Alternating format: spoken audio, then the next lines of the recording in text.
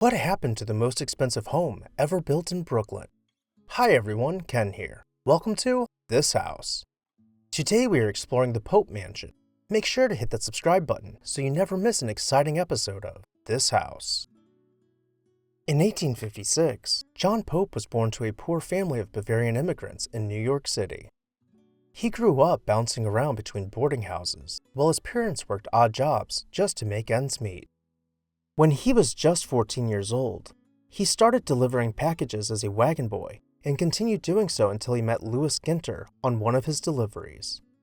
Louis Ginter was a successful tobacco trade merchant and the wealthiest man in the state of Virginia. He was impressed by the charming young man and invited John to live with him down in Virginia. The two moved in together, and Louis quickly began giving John work in his tobacco dealings, eventually leading John to become the vice president of the American Tobacco Company.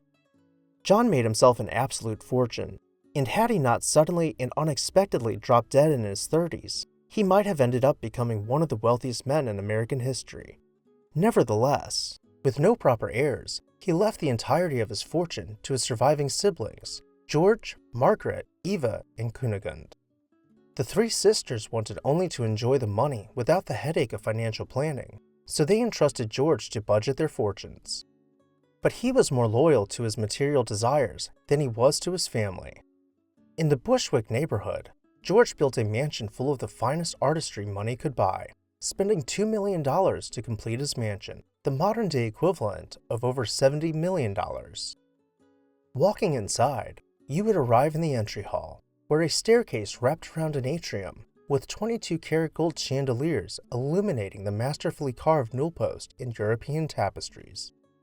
Wood paneling finished every face of the room, interrupted by a built-in pipe organ, bellowing so loud it could be heard at the corner of the block. But that wasn't the only thing causing a nuisance in the neighborhood.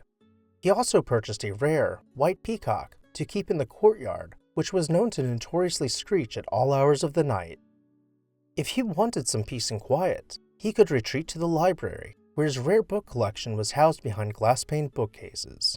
Though not much reading was done here, it acted more as a storage room for the overflow of his fine art collection.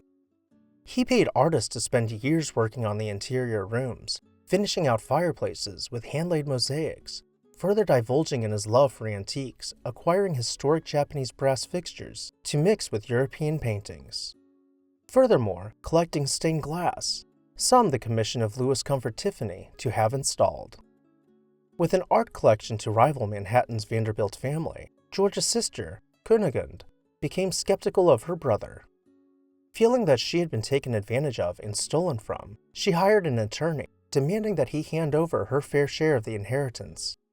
George refused and she filed suit. After years of negotiations, they settled out of court. A few years after that, George passed away in his 40s while vacationing in his winter home. Then, in 1920, the sisters sold the palace for $150,000, the modern-day equivalent of a little over $2 million, a mere fraction of its worth. What the sisters had not been told is that George had invested heavily in gold, which he had crafted into massive chandeliers sprinkled throughout the house. Those light fixtures each being worth many more times than what the house was sold for. The sisters lived out the rest of their lives modestly in Brooklyn row homes, and the fully furnished palace went on to be lived in by elderly residents of the retirement home known as the Menorah Home. By the 1950s, the organization had outgrown the mansion and had it replaced with a larger, more practical building for elderly living. It is currently the home of the Metro International Church. Brooklyn has some incredibly fascinating and whimsical stories in its past. Like this video to let me know if you would like to hear more of them. In the meantime, go ahead and hit that subscribe button so you never miss an exciting episode of This House. I would also like to take a moment to say a very special thank you to our This House supporters whose names you can see on screen right now. If you would like to see your name on the screen and contribute in part to the production of these videos, join our membership program today. I'll see you next time on This House.